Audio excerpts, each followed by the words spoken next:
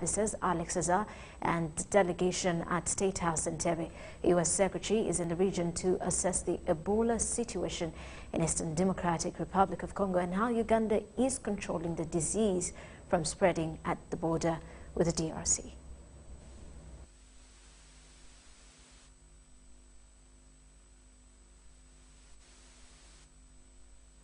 The American government gives us quite a bit of money each year, like $500 million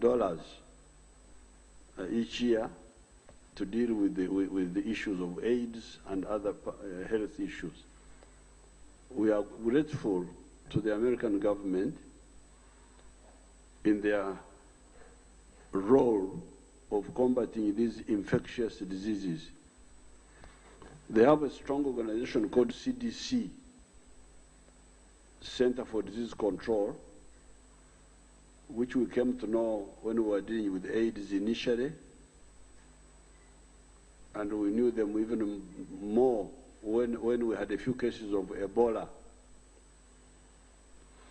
That's when I started interacting with them closely. When we had the first cases of Ebola in Uganda, we did not have a capacity here to quickly diagnose the sickness. We had to take the samples to Atlanta in the United States, if you have heard of the geography of the U.S. Public health infrastructure here in Uganda. It's those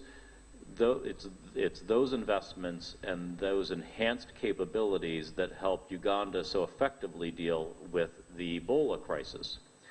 And I have a very great partner in Uganda, the Honorable Minister Acheng, who is coming to the stage. We have a very close relationship. We speak regularly on the phone and meet regularly. And she and the Ministry of Health have put in place very effective and comprehensive border screening, public health evaluation, isolation facilities, Ebola treatment centers, and really a model for the region in terms of Ebola preparedness and response capabilities. President Xi Jinping of the People's Republic of China has sent a hearty message, a birthday message to President Yoweri Museveni, wishing him the best and assuring him that China-Uganda relationship is at its best. The message was delivered by Chinese ambassador to Uganda, Mr. Zhang Zhukeng, during a meeting with the president at State House in Entebbe.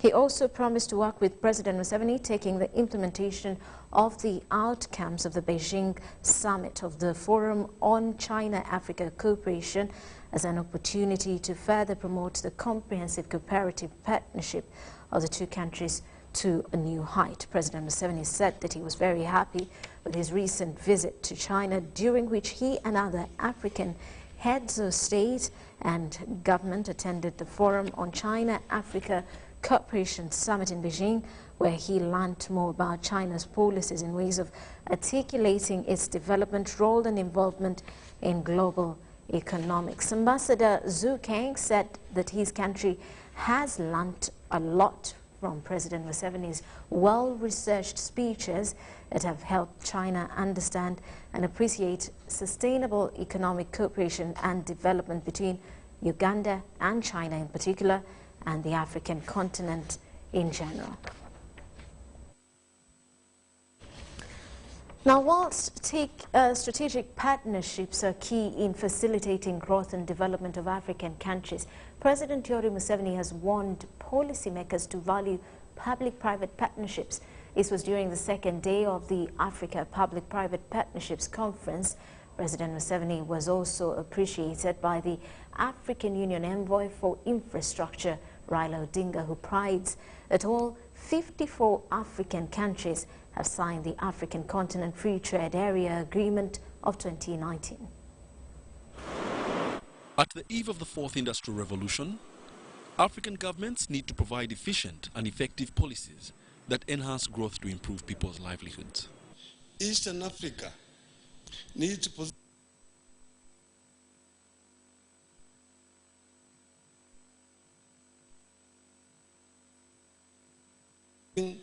of innovative financial markets, strong legal systems, progressive regulatory framework, and ease of funding for purposes of infrastructure. But the African Union envoy for infrastructure, Raila Odinga, asserts that the integration of Africa has potential. The formation of the African Continental Free Trade Area and the new focus on intra-African trade has created more impetus for more investment in regional infrastructure development. Right now, all the 54 African countries have signed the African Continental Free Trade Area Agreement.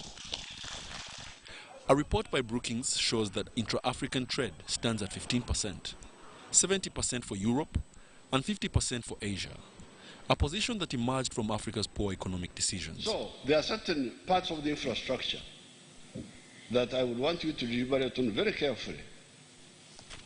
If the private sector is to fund them, then they must be ready to not to be greedy for high profits or to expect payment back quickly.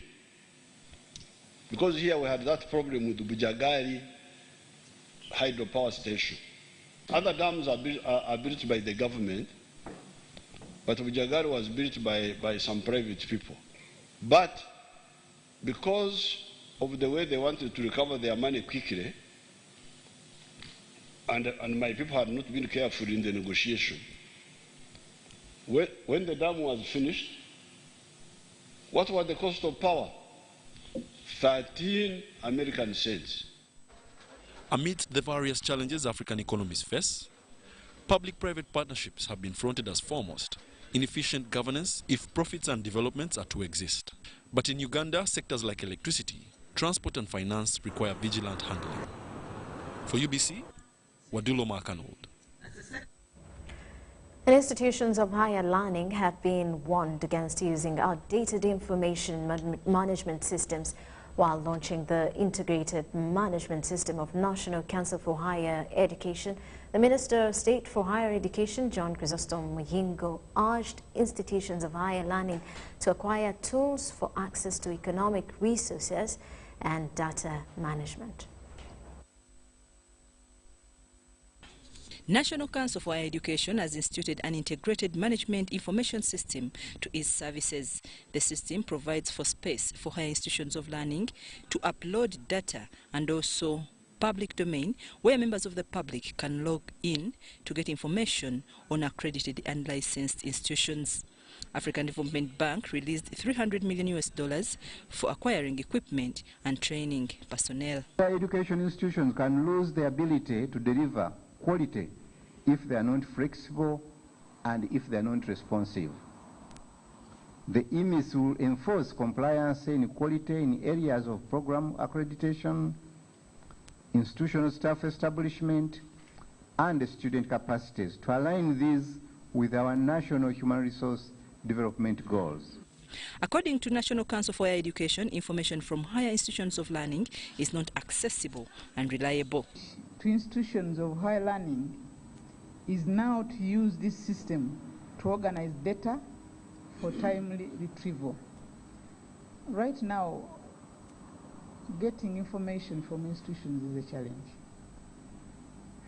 Every year, the National Council for Education collects information with a view to publishing the state of higher education in this country so that it helps in planning. Nevertheless, institutions of higher learning lack such requirements because equipment is expensive. That's why the Council has run an e-readiness survey countrywide. We have gone to the institutions in the north and in the east, and we're asking them what minimum requirements they have in place. Do you have a network manager? Do you have a budget to sustain your ICT? Do you have the equipment? do you have internet, do you have bandwidth to be able to sustain the programs? National Council for Higher Education put a provision in its budget to cater for the maintenance of the equipment to ensure sustainability, coupled with putting in place data center backup, NITA backup, and disaster recovery backup. I'm Nafka Farida, reporting. And with that, we take a quick break. When we return, more details. You're watching News.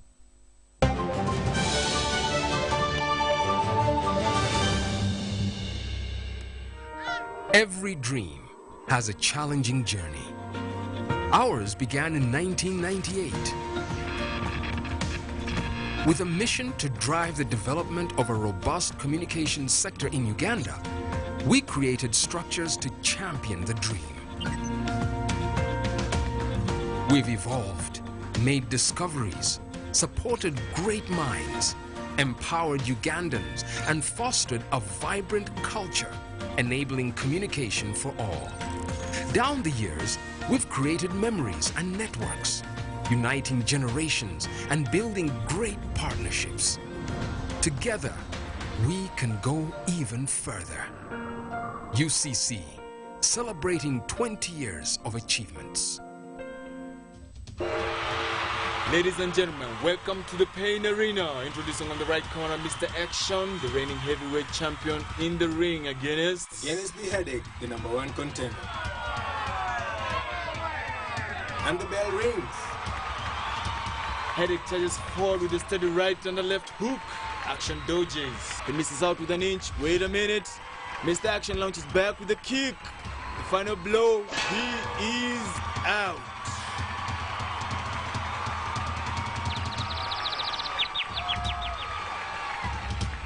If symptoms persist, seek medical advice.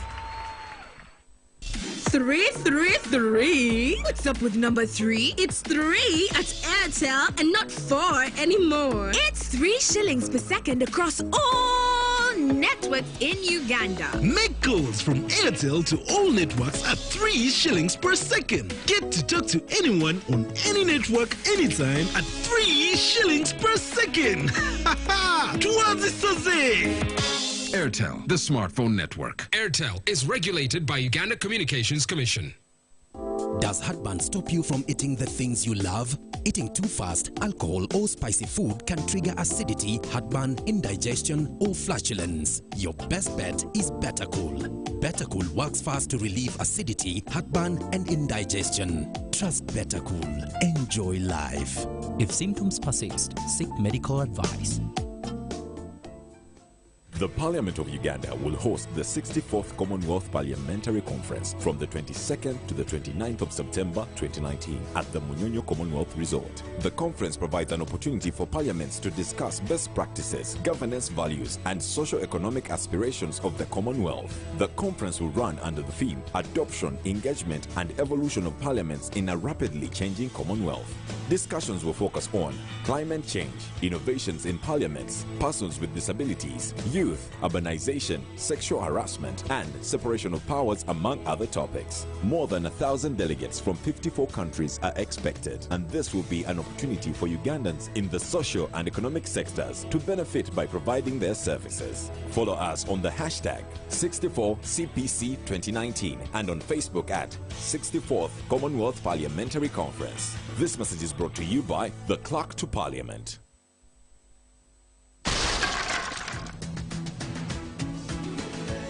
Measles and rubella outbreaks are still being reported in some districts in Uganda, putting the lives of our children at risk. In order to stop these outbreaks and maintain a polio-free Uganda, the Ministry of Health has planned a national measles, rubella and polio immunization campaign for all children under 15 years of age on 16th to 20th October 2019, starting 8 a.m. to 5 p.m. All vaccines are safe, effective, and free. Parents and caretakers are hereby asked to take all children under 15 years of age for immunization at the nearest health facility or immunization post.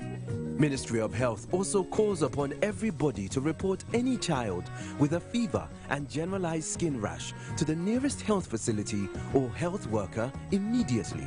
This could be measles or rubella. This message is brought to you by the Ministry of Health with support from World Health Organization and UNICEF.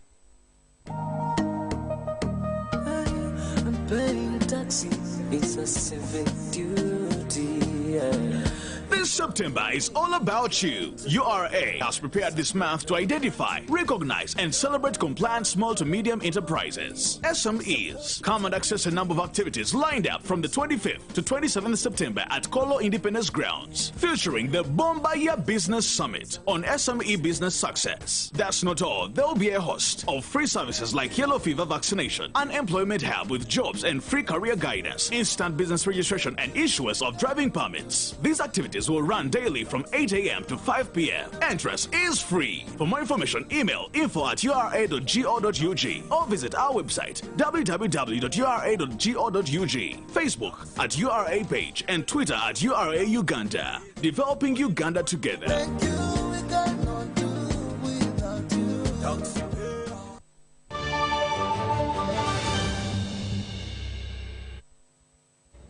Welcome back. You're still watching News Tonight on Sign Language. Mugala Mohammed. I am Rhoda Ngonzi. Now in business news, the National Social Security Fund, NSSF, will pay a lower interest rate to members for the last financial year due to a drop in its total income. While declaring interest rate of last year, the Managing Director, NSSF, Richard Byarugaba, said the overall income reduced by over 402 billion shillings due to the decline in regional equity prices and currencies. The Managing Director, National Social Security Fund, NSSF, Richard Byarugaba, says there was a general depreciation of the regional currencies against Uganda shillings, both Kenya-Tanzania currencies, by 6.1% in the financial year 2018-19. That drop in value has to be taken through the fund's holdings in foreign currency markets and its equity positions accumulated a loss unrealized of 402 billion shillings. So that is the big number. That loss includes the loss on our equity position, but it also includes the loss on our foreign currency amounts. That depreciation in currencies directly affected the overall income of the fund by over 402 billion shillings. Our equities were at around 17–18%. So they have reduced to 15% of the equity, and our real estate has stayed around the same. Share of equities has dropped, even though we are holding more shares than we were holding at the end of the previous year.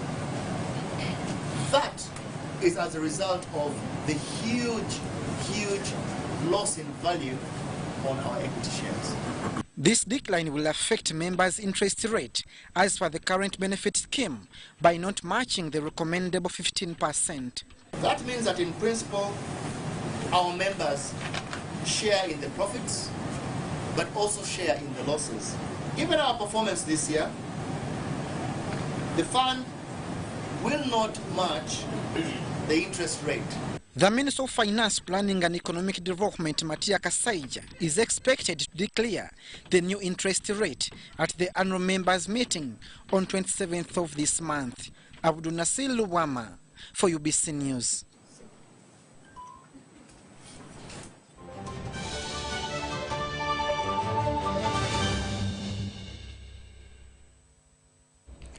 In sports, Tony Sechene of Rainers Woodball Club has announced his arrival on the beach woodball stage with a record-setting 36 strokes during the third beach woodball circuit. at Spena Beach, Entebbe. Here are the details. The third beach woodball circuit of 2019 had an amazing 117 players, most of whom were ladies. But amongst the few men was 20-year-old Tony Sechene, whose exploits far outweigh his age and experience. Fresh from the juniors category, Sechene has in a winning performance matched the 36-stroke record from the 12 gates played at the beach circuit. Robert Mutibwa finished second, while current points leader Brian Gwaka managed third among the senior men category.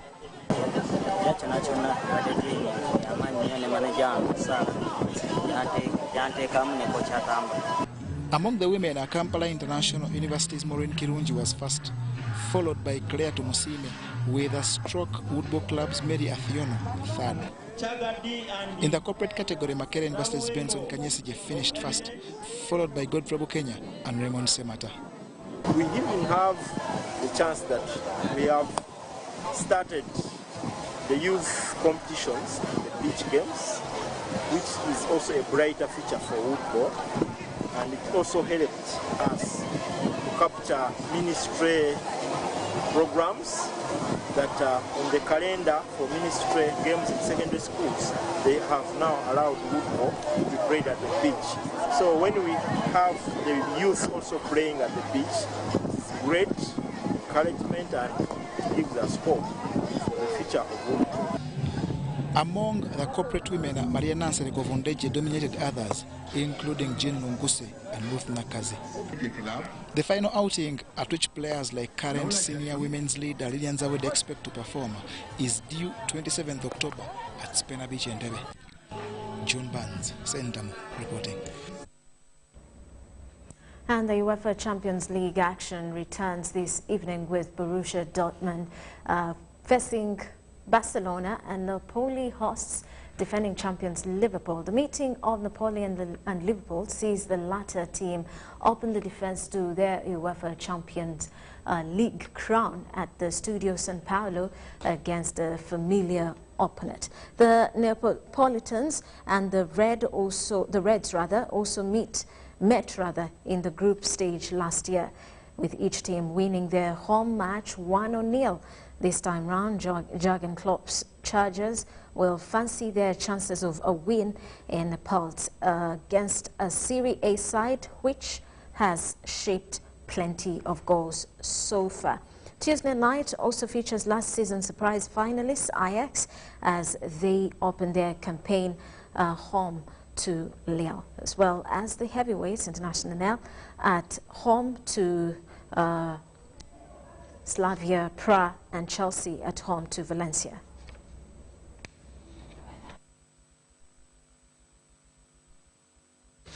With that, let's quickly take a look at the headlines.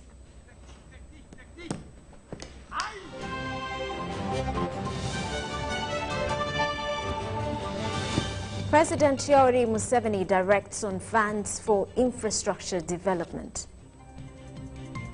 Former ADF rebel Jamil Mukudu and 37 others committed for trial. South Africa apologizes to Nigeria over xenophobic attacks. And in sports, new blood ignites competition in beach woodball.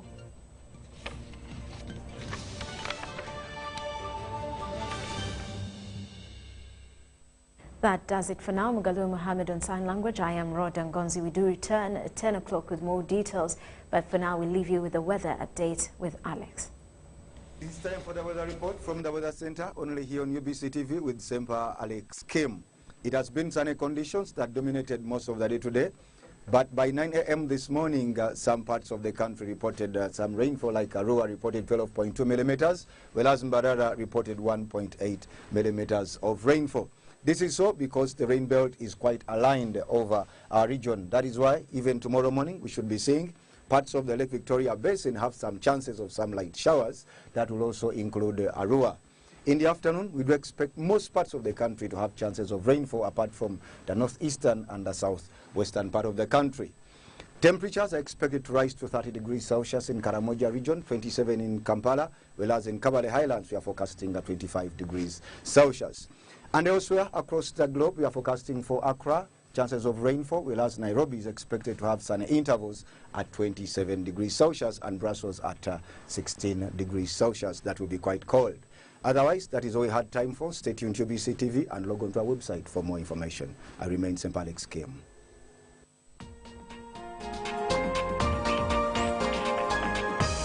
Was brought to you by UCC, celebrating 20 years of achievements.